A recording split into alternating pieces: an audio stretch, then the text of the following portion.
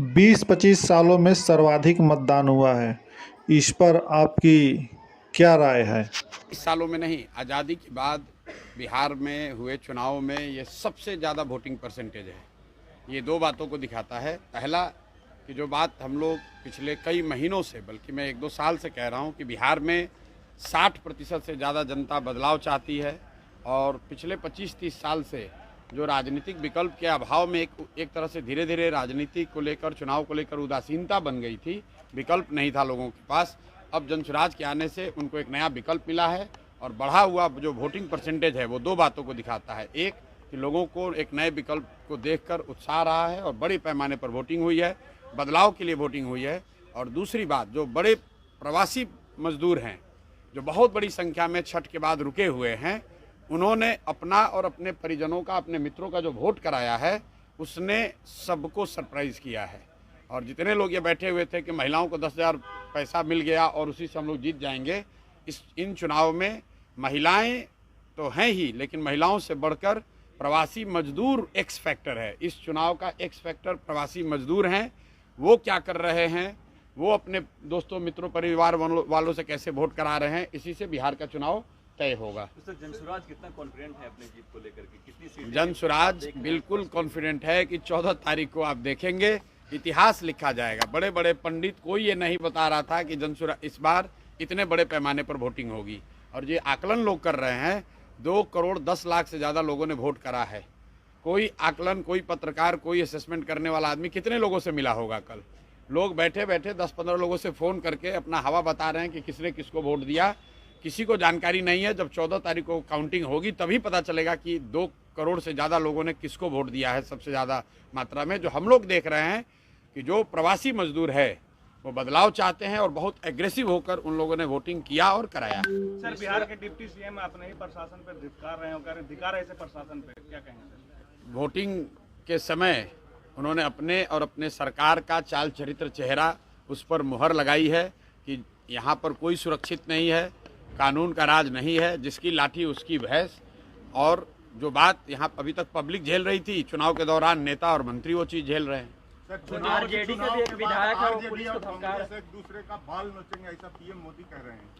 भाई, वो बाल नोचेंगे कि सर नोचेंगे, ये उनका काम है। मैं इतना जानता हूँ कि बिहार की जनता ने कल के वोटिंग में दिखाया है कि उनके पास जब विकल्प एक मिल गया तो उन्होंने बढ़ चढ़ के वोटिंग में, लोकतंत्र के इस पर्व में हिस्सा लिया है।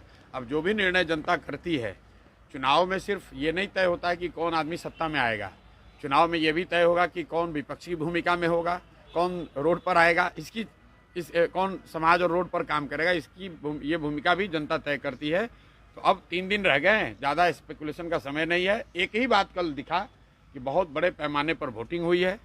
ये वोटिंग दिखाता है कि एकदम क्लोज कॉन्टेस्ट है, लड़ाई है, हर सीट पर, हर बूथ पे, हर गांव में लड़ाई है और लोगों के पास विकल्प है। जनसुराज की सबसे बड़ी सफलता यही है कि लोगों के पास एक विकल्प है। लालू के डर से नीतीश भाजपा और भाजपा के डर से लालू को वोट देने की जो मजबूरी थी, वो मजबूरी खत्म हो गई है। लोगों में उससे उत्साह है कि उनको एक नया विकल्प, एक नया रास्ता दिख रहा है, इसीलिए लोगों ने इतने बड़े पैमाने पर वोटिंग करी है। 122 सीटों में 100 सीटें बीजेपी जीत रहे। सम्राट चौधरी को ये बताना चाहिए कि वो तारापुर जीत रहे हैं कि हार रहे हैं। अपना चिंता करें कि तारापुर में जीत रहे हैं कि हार रहे हैं। सम्राट चौधरी जैसे नेता कभी नीतीश कुमार को लेकर गए, कभी राजनाथ सिंह जी को लेकर गए, इतना डरे हुए हैं खुद चुनाव जीतने के लिए। अपने जितने एनडीए के बड़े नेता हैं सबका जाकर मीटिंग्स, रैली करा रहे हैं। अगर इतने ही कॉन्फिडेंट है तो बाकी लोगों को रैली कराने की क्या जरूरत थी? खुद ही जीत जाते, अपने काम के आधार पर जीत जाते। काफी कॉन्फिडेंट दिखे। उन्होंने कहा है कि जो रोजगार के मुद्दे पे हैं, युवाओं ने बढ़ चढ़ के वोट दिया आरजेडी और गठबंधन को। देखिए, तेजस्वी यादव कब कॉन्फिडेंट नहीं थे कि कल कॉन्फिडेंट दिखे आपको? ये लोग तो चुनाव के 6 महीना पहले, साल भर पहले ही कॉन्फिडेंट है कि हम ही मुख्यमंत्री बनेंगे। तो ऐसे लोग जिनको अपनी कोई जानकारी है नहीं, ज़मीन पर, घर से बाहर निकले, पार्टी के दम पर, जाति के दम पर या भाजपा विरोध के नाम पर भीड़ इकट्ठा हुई, गए 2 मिनट भाषण वाषण किया, घर पर चले आए।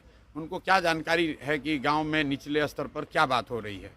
आप मुझे, जितने पत्रकार लोग हैं, ये बताइए कि किसी मीडिया चैनल ने, किसी पत्रकार ने, किसी राजनीतिक विशेषज्ञ ने, किसी पार्टी ने अगर ये कहा हो, किसी नेता ने कहा हो कि बिहार में इस बार अप्रत्याशित वोटिंग होने वाली है? किसी ने नहीं कहा है।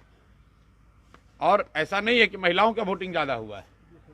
पहली बार बिहार में युवाओं की वोटिंग सबसे ज़्यादा हुई है, सबसे ज़्यादा एग्रेसिव होकर युवा वोट किया है।